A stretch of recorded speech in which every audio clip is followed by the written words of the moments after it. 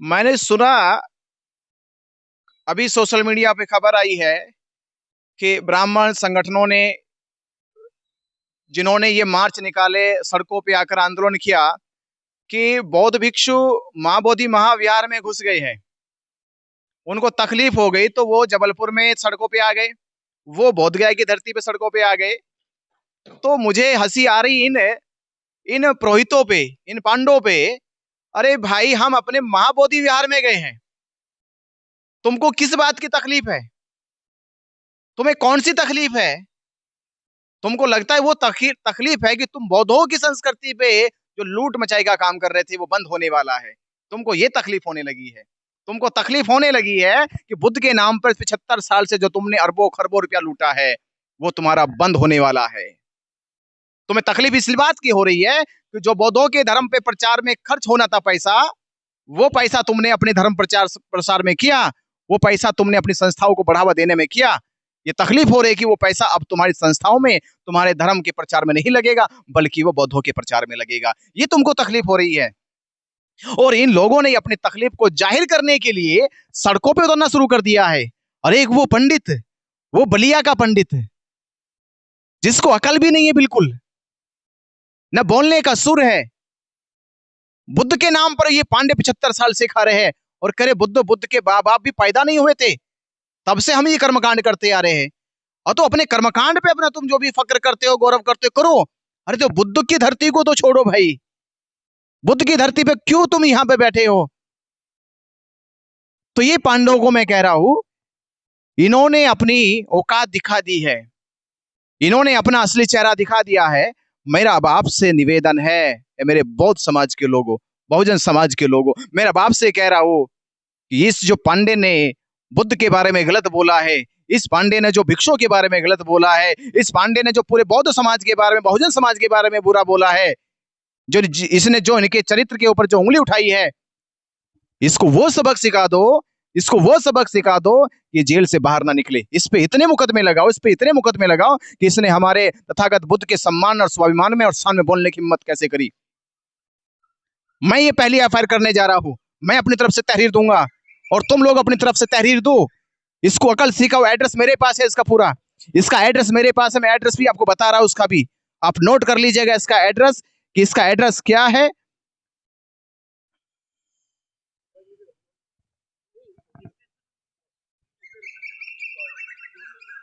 अरे, इसका एड्रेस मेरे पास आ चुका है। इसका नाम है डब्लू पांडे, डब्लू पांडे नाम है, उर्फ आनंद स्वरूप महाराज। फादर का नाम इनके है Ram Sarai Pandey, village Shankarpurwa, post Kasesar, district Ballia का रहने वाला है ये। और मैंने पता किया इसकी हिस्ट्री का, ये पूरे एरिया में ये गुंडे के नाम से जाना जाता है। ये पूरे एरिया में इसका नाम जो है लूटपाट में है, इसका नाम पूरा दगाबाजी में है। तो ये बुद्ध की शान में बोल रहा है, इसको सबक सिखाना चाहिए।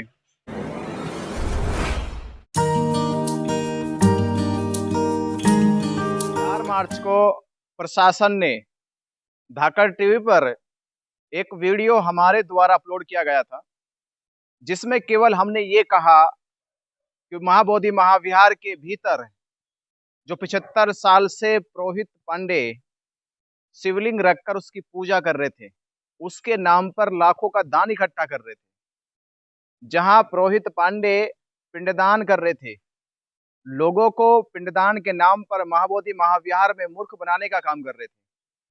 हमने केवल उनसे ये पूछने का काम किया, जिसका मुझे अधिकार था, एक भिक्षु होने के नाते मुझे वो अधिकार था, वो समझ थी कि मैं ये पूछ सकता हूँ कि महाबोधि महाविहार में जो बौद्ध की संस्कृति है, जो बुद्ध का महाविहार है, उस महाविहार में हिंदू मान्यता का, हिंदू संस्कृति का जो प्रचार प्रसार किया जा रहा है, ये कितना उचित है, कितना अनुचित है।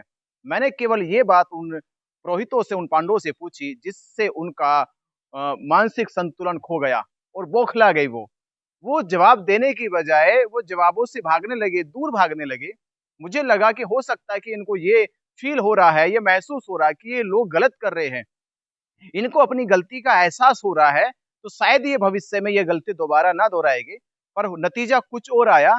हमने जब देखा, अखबार की कटिंग में देखा, सोशल मीडिया पर देखा, पुलिस से हमें बार बार फोन आने लगे। पुलिस ने कहा कि आपके खिलाफ एफआईआर दर्ज हो गई है।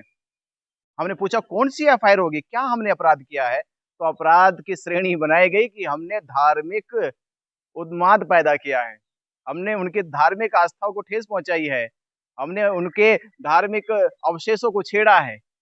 क्या मैं बौद्ध विहार में जाके ये भी नहीं पूछ सकता हूँ कि माँ बोधि विहार में इन पुरोहितों का क्या काम है? तो मेरा प्रशासन से ये कहना है कि प्रशासन मुकदमा करने से पहले ये जरूर जांच कर लेती कि भंते जी ने और धाकड़ टीवी ने जो दिखाया, जो कहा, उसमें कहाँ गलत है। हमारी भाषा गलत नहीं है, हमारे सवाल गलत नहीं है, हमारे सवालों के जो उत्तर नहीं दिए गए हैं, तो ये पूछिए कि उन्होंने उन सवालों के उत्तर क्यों नहीं दिए। हमने उनको धमकाया नहीं है, डराया नहीं है, प्रेम के साथ एक, क्योंकि वो प्रेम इसलिए था क्योंकि हम महाबोधि महाविहार में खड़े थे, हमारा चित्त भी निर्मल था, वाणी भी शुद्ध थी, शीतल थी, कोई आक्रामकता नहीं थी, कोई कोई ऐसी असंवैधानिक बात हमने कही नहीं कि उनकी भावनाओं को ठेस पहुंचे। हमने तो पूरे दायरे में और अपनी गरिमा में रहते हुए उनसे सवाल जवाब किए। तो प्रशासन एक बार उस वीडियो को देख ले, कार्रवाई तो होती रहेगी, कार्रवाई हो भी गई है, इसकी कोई चिंता नहीं है कि जब हम कोई लड़ाई लड़ते हैं, जब कोई आंदोलन छेड़ा जाता है, जब अपने हक अधिकारों की बात की जाती है और वो हक अधिकार जो वर्षों से दबा बैठा है, जिसपे कब्जा है वर्षों से, अगर हम उसको वापस लेने की बात कर रहे हैं तो जाहिर सी बात है ऐसे लोगों को तकलीफ होनी है। ऐसे लोगों को जहनियत में कहीं ना कहीं धार्मिक बगावत पैदा होनी है। कहीं ना कहीं उनको लगेगा कि तुम्हारी वर्षों की जो कमाई का साधन था वो तुमसे छीनता जा रहा है। तो मैं आपसे सभी जो मेरे धम उपासक है, धम बंधु है, वो आवाज बुलंद करो कि प्रशासन किस तरह से ये अन्याय करता जा रहा है, हमारे ऊपर, बौद्ध भिक्षुओं के ऊपर करता जा रहा है। ये पहले से अन्याय कर रहा, 75 साल हो गए जिसके कारण बौद्धों को न्याय नहीं मिला है। बौद्धों की पूरी धरोहर को छीन कर उन्होंने ये तथाकथित इन पंडो पुरोहितों को दे दिया है। 75 साल से हम ये दमन झेलते आ रहे हैं, ये शोषण झेलते आ रहे हैं, और अगर हमने अपने हक अधिकार की बात की आवाज उठाई तो हमारे ऊपर मुकदमे हो गए। चैनल धाकड़ टीवी ने ये बात उठाई, दिखाई, तो धाकड़ टीवी पे मुकदमे हो गए। क्या ये मुकदमे जायज है? क्या ये मुकदमे संवैधानिक है? क्या ये मुकदमे लगता है कि ये निष्पक्ष तौर पे लिखे गए? ये मुकदमे एक पक्ष को मजबूत करने के लिए, ये मुकदमे उनको खुश करने के लिए, ये मुकदमे उनके हौसलों को बुलंद करने के लिए लिखे गए। तो मेरा आपसे निवेदन है, मेरे धम उपासकों, धम बंधुओं, आवाज को बुलंद करो, मजबूत करो, महाबोधि महाविहार को वापस लाने के लिए आप भी लड़ाई लड़ो। एक नहीं, मुकदमे चाहे 10 हो जाए, हम ये लड़ाई जारी रखें। हैरतगंज बात तो ये है, मुझे बड़ा अजीब लगता है कि जब उन्होंने तहरीर में लिखा कि हमारी धार्मिक भावना आहत हो गई है, तो मैं सोचने लगा मैं महाबोधि महाविहार में हूँ, बुद्ध की ज्ञान स्थली पे हूँ मैं, जहाँ बुद्ध ने ज्ञान प्राप्त करा, मैं उस जगह पे हूँ। हिंदुओं का वहां से कोई लेना देना नहीं है। तो जहाँ हिंदुओं का कोई लेना देना नहीं है, हिंदू विचार का कोई लेना देना नहीं है, हिंदू शास्त्रों का कोई लेना देना नहीं है, वहां हिंदुओं की धार्मिक भावना को कैसे ठेस पहुंच सकती है?